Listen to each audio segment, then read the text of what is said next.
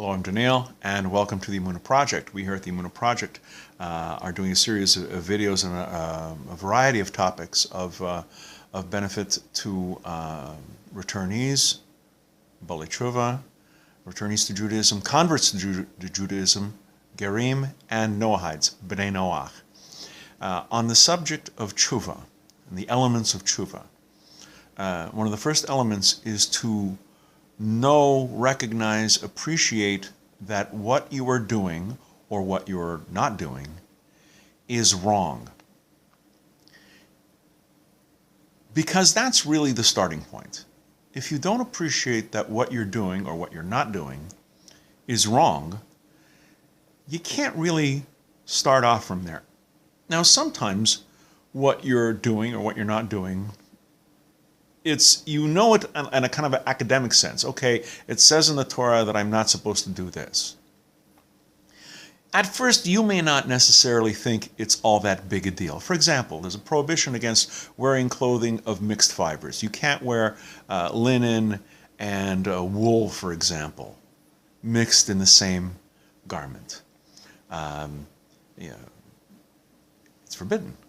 If you have a garden, you're not supposed to plant certain crops together. You have to keep the crops separate. If you've got corn, if you've got beans, and especially if you've got grapes, they're very strict prohibitions. Know that if you're doing this, it's wrong. Now, it's contrary to the will of God. Now, at first, you may not be able to say why. I mean, like, well, okay, so I've got clothing that's got a mixture of wool and linen. So what? Does God really care if my pants have a wool and linen? Well, apparently he does, because he set out a commandment. Does God really care if I have a pork chop? Well, yes, if you're Jewish, he does care. Does God really care if I keep kosher, what animals I eat? Well, yes, he spends an entire chapter in Leviticus, chapter 11, I believe, going into great detail of what we're supposed to eat and what we're not supposed to eat. So you say, oh, does God really care if I'm having shrimp? Yeah, he kind of does. Know that it's wrong. It may be only on a cerebral level at first. You just know it, well, okay. But if you can get deeper, if you can appreciate why we're not supposed to do things, some things you can't. There's certain mitzvahs, certain commandments which are chukim.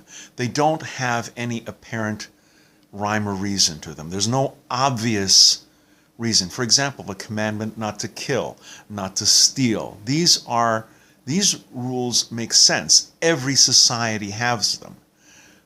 No other society has a law saying you're supposed to wear tzitzis, fringes on the corners of your garments, throughout your generations. That at first doesn't make sense. Keeping kosher doesn't at first make sense. People say, oh, well, these are health regulations. It doesn't say they're health regulations. It says just don't do it. It doesn't say why. It says, I want you to be a kingdom of priests, a holy nation.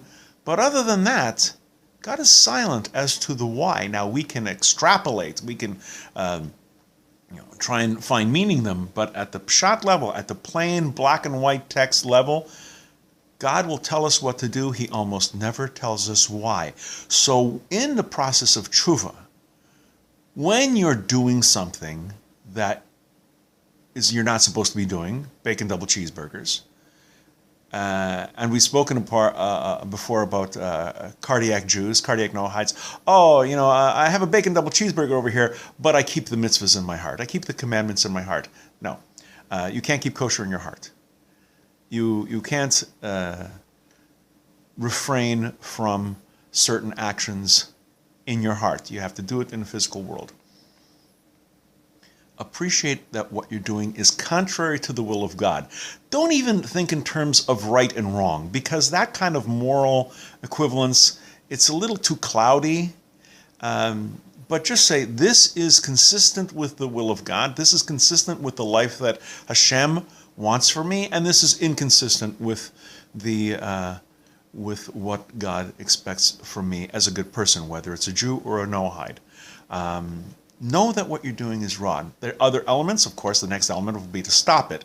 But unless you fully appreciate that what you're doing is improper, or what you're not doing is improper, you're not really going to get much past that. Know that what you're doing is improper, and that will give you the impetus to go on to the other elements. We're going to be doing more videos along these lines. Please come back. Please watch. Please learn. I hope you're appreciating it. And until next time, on behalf of the Emunah Project, I'm Daniel, and thank you too much.